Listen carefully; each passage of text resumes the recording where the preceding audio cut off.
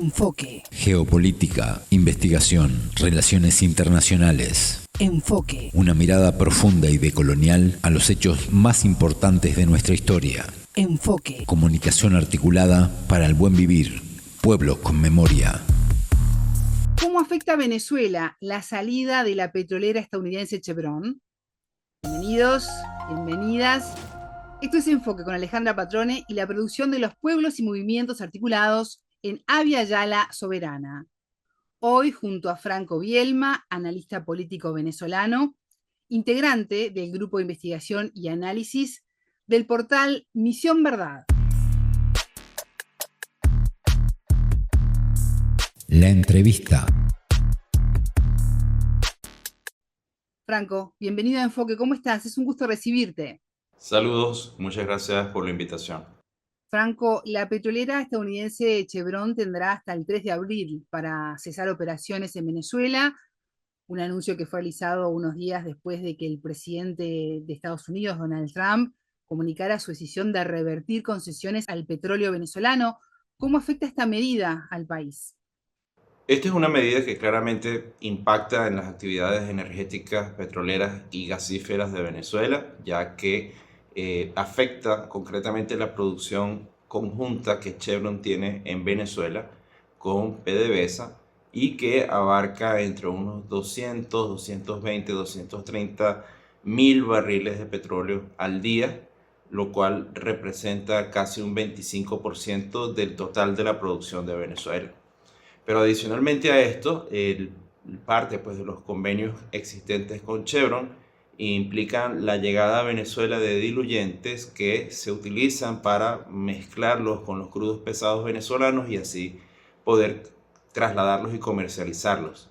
Este elemento pues, es también significativo, dado que se afecta o se podría afectar directamente la producción conjunta que Chevron tiene en Venezuela, pero también otras operaciones en otras áreas, en otros negocios, en otros campos petrolíferos venezolanos que podrían resultar impactados a partir de esta medida. Ahora, eso es el escenario, si se quiere, teórico, a partir de la revocación de la licencia 41 que era favorable a Chevron. Pero otra cosa es lo que el gobierno venezolano haga vamos a decirlo, en la actividad petrolera concreta para poder evitar la caída de la producción de petróleo en diversos campos, no solamente los campos donde ha participado Chevron, sino también otros campos que se surten con diluyentes extraídos a través de mecanismos que existían en la licencia 41. En este caso, Venezuela tiene pues que actuar con suma rapidez y con mucha oportunidad para poder, si se quiere, mantener sus niveles de producción y poder, si se quiere, seguir siendo relevante y sostener su cuota de 1.058.000 barriles de petróleo al día, que es más o menos la producción que se está generando hasta febrero pasado. En este caso, el gobierno venezolano y particularmente la estatal Petróleos de Venezuela deben acelerar, si se quiere, todos los procesos inherentes para, con esfuerzo propio, con capacidades propias, mantener la operatividad de los campos petroleros y de allí, por supuesto, seguir generando los ingresos que necesita la nación, los ingresos del Estado que yacen fundamentalmente en gran parte de la actividad petrolera para poder, si se quiere, mantener estabilizando a la economía en el caso de sistema cambiario, oferta de divisas que tienen una correlación directa en el comportamiento del tipo de cambio y, por supuesto, en los niveles de devaluación, que a su vez tienen una incidencia directa en la inflación del país. Si estos números, por así decirlo, se descarrilan o vamos a decirlo, se pierde una cuantía peligrosa de producción, por supuesto que allí sí se puede colateralizar en otros ámbitos de la economía real y de la economía cotidiana del país. Franco, y en ese sentido, ¿en qué consiste el plan de independencia productiva absoluta que propone el presidente de Venezuela, Nicolás Maduro?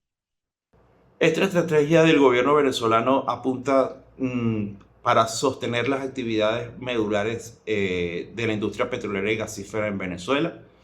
Venezuela, de alguna manera, pues tiene una capacidad instalada con una tradición de más de 100 años de desarrollo de su industria petrolera, un personal y un conocimiento acumulado, y si se quiere un equipamiento adecuado para poder afrontar y evitar pues, una caída considerable de la producción petrolera. En este caso, también Venezuela debe desarrollar desde esta estrategia un nuevo marco y un nuevo esquema de negocios para adaptarlo a las realidades objetivas del bloqueo o el fin de las licencias, es decir, adjudicar campos a socios venezolanos y extranjeros que estén dispuestos a trabajar dentro del marco coercitivo contra el país. En este caso, Venezuela también tiene una experiencia ganada. Hay que decirlo, casi el 70% de la producción nacional de petróleo es una producción que se realiza al margen de la licencia 41 que había sido favorable a Chevron. Lo que quiere decir que Venezuela sigue extrayendo petróleo y sigue exportando petróleo dentro del marco de evasión del bloqueo a través de los atributos de la ley constitucional antibloqueo que está vigente en el país desde el año 2020. Esta ley crea mecanismos excepcionales para poder realizar las actividades comerciales petroleras, para poder realizar los procesos medulares de exploración y producción en Venezuela, y estos facilitan, si se quiere, la inserción del país, la inserción del crudo venezolano a través de mecanismos no convencionales, a través de mecanismos extraordinarios para la evasión del petróleo, del bloqueo. Entonces es así que Venezuela coloca casi 7 de cada 10 barriles que se exportan a través de estos mecanismos, ¿no? En ese sentido, claro que Venezuela va a seguir apuntalando esta estrategia. Es una estrategia en la cual hay un conocimiento, una curva de aprendizaje, un conocimiento acumulado y una capacidad demostrada en del país desde antes de las licencias y posterior a las licencias. Y esto permite pues, un marco de maniobra que permite a Venezuela consolidar su producción, consolidar sus niveles actuales. Otro elemento también significativo es que este plan de si se quiere, independencia productiva también refiere el desarrollo de las capacidades intrínsecas en el país para depender en lo menos posible de las grandes contratistas extranjeras que prestan servicios petroleros o que prestan algún tipo de servicio logístico y operacional para el desarrollo de las actividades en los pozos y en los campos petroleros venezolanos.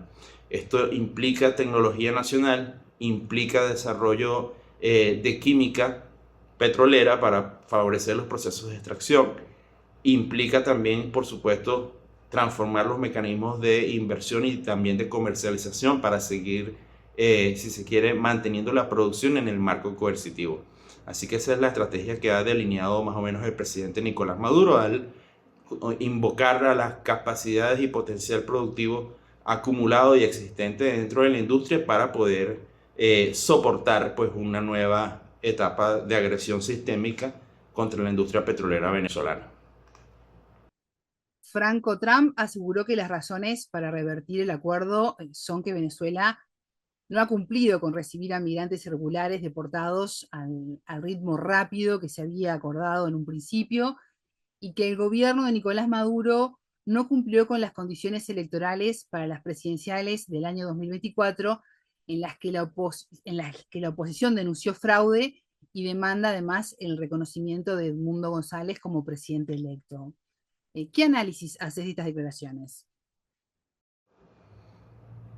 En realidad la administración Trump en esta nueva etapa ha venido desarrollando una estrategia multidireccional de presión simultánea, estructurada, contra diversos países. Eso incluye países en la categoría de adversarios o enemigos, con países objetivos, como es el caso de Venezuela, pero también incluye a países aliados o socios muy cercanos de Estados Unidos, como es el caso de Canadá, México, países de la Unión Europea, que están siendo pechados con políticas arancelarias y que son desarrolladas por la Casa Blanca con supuestos fines concretos, ¿no?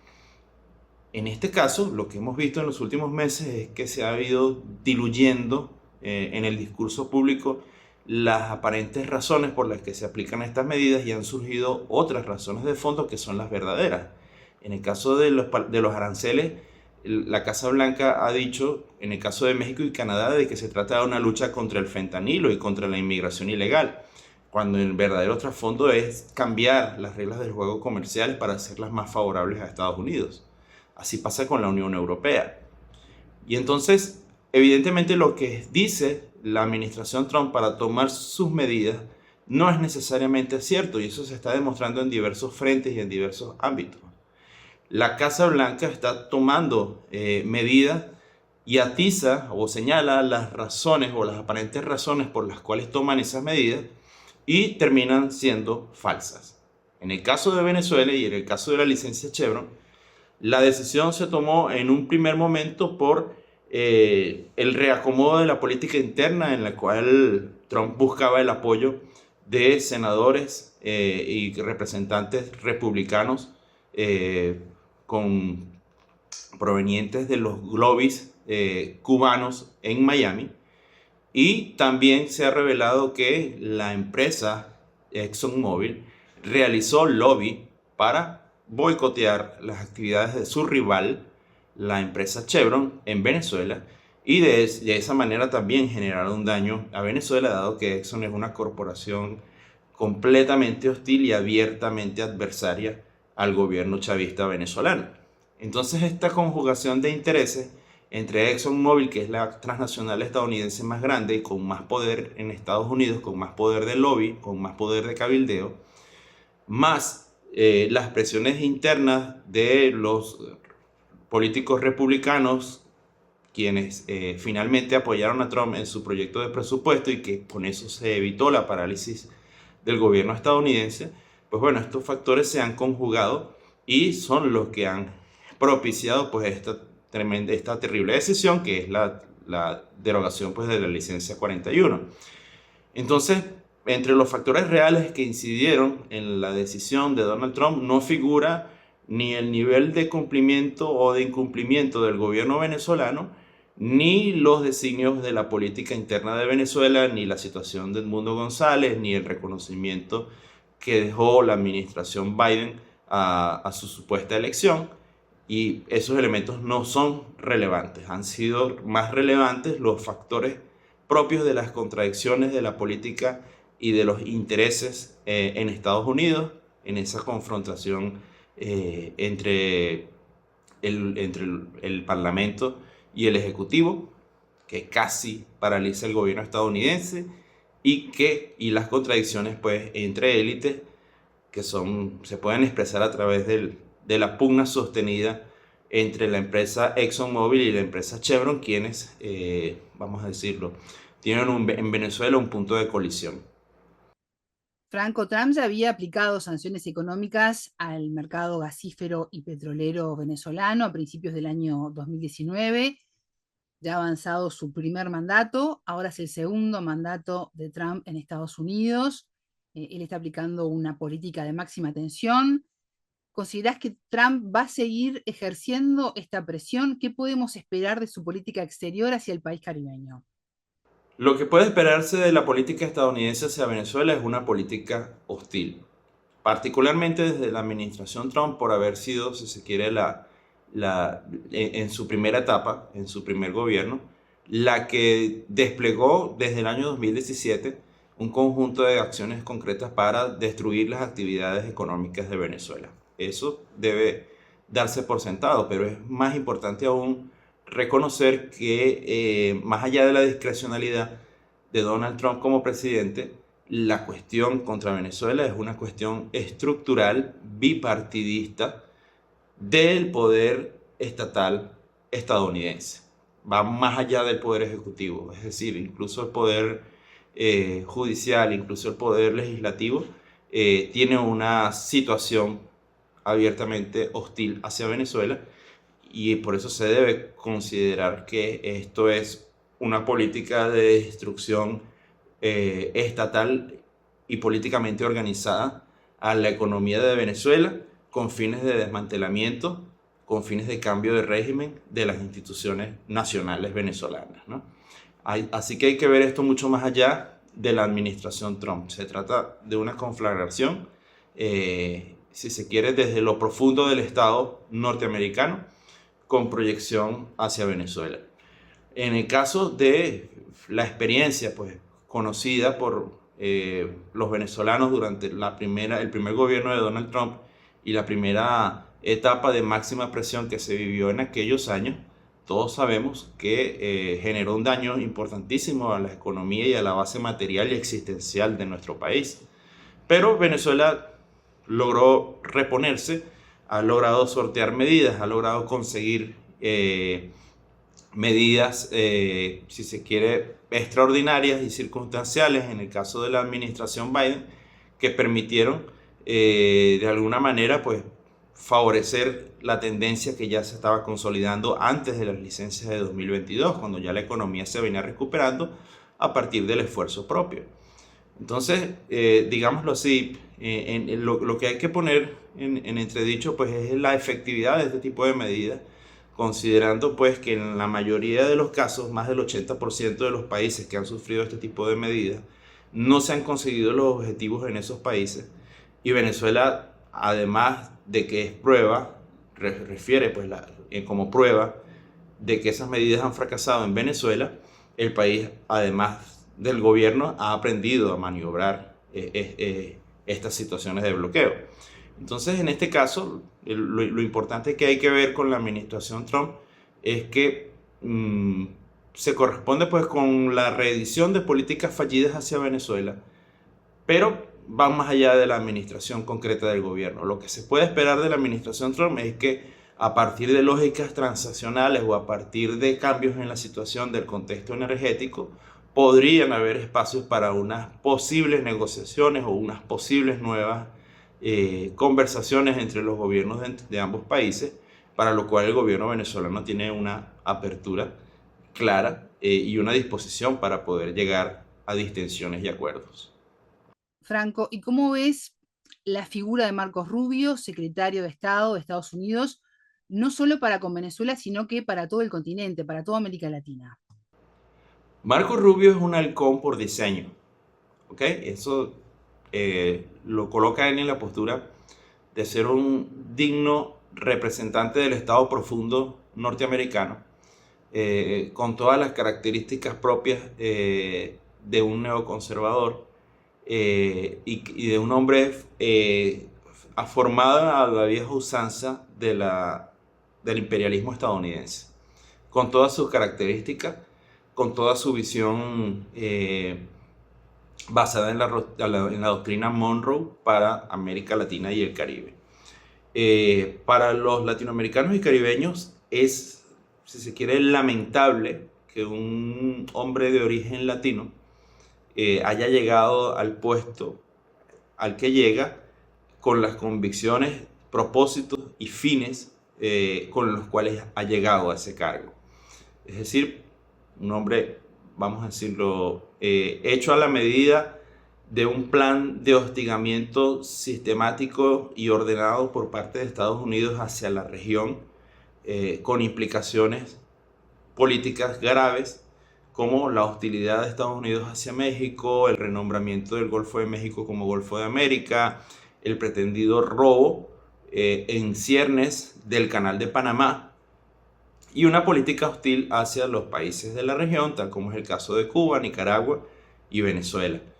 Es decir, Marcos Rubio es un cruzado, ¿okay? Un hombre que piensa que está en la misión santa de combatir a la izquierda en nuestra región y por lo tanto es un ideologizado que no está dispuesto a hacer política en términos constructivos, en términos realistas y en términos coherentes con las necesidades y realidades objetivas de la relación de Estados Unidos con América Latina.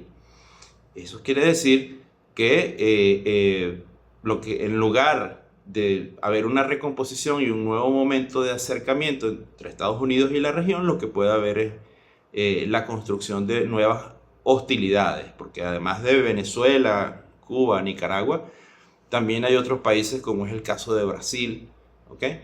Como podría ser el caso de Colombia, como podría ser el caso de Chile, como pues es el caso de México, que son países importantes en la región quienes ahora guardan distancia de Estados Unidos. Entonces parece que Marco Rubio podría En lugar de propiciar acercamientos, podría más bien destruir los puentes en la relación de Estados Unidos con América Latina. Y tal vez esto es bueno para la región, por la sencilla razón de que América Latina tiene que construir su propia política, tiene que construir sus propios consensos, tiene que orientarse estratégicamente para abordar la bloquización del mundo y tiene que hacerlo desligándose, si se quiere, de la política de Washington. ¿Ok? Parece que los únicos ejes de relación efectivos que hay entre Washington y la región son El Salvador y Argentina. Y esto es una especie de archipiélago de la nueva derecha ultraconservadora que se ha estado posicionando como fenómeno político en varios países del mundo y que tiene, en el caso de El Salvador y Argentina, unos referentes específicos. Pero Washington en realidad está perdiendo espacio en América Latina. Y esto se está acelerando por activistas pendencieros, ideologizados, halcones por diseño, como es el caso de Marco Rubio. ¿Ok?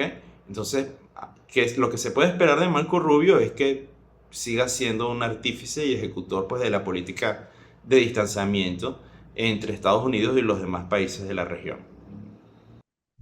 Franco, ya en los minutos finales quiero consultarte porque el presidente Nicolás Maduro aseguró hace unos días que nadie va a descarrilar el camino y la marcha de la revolución bolivariana en el resto del siglo XXI.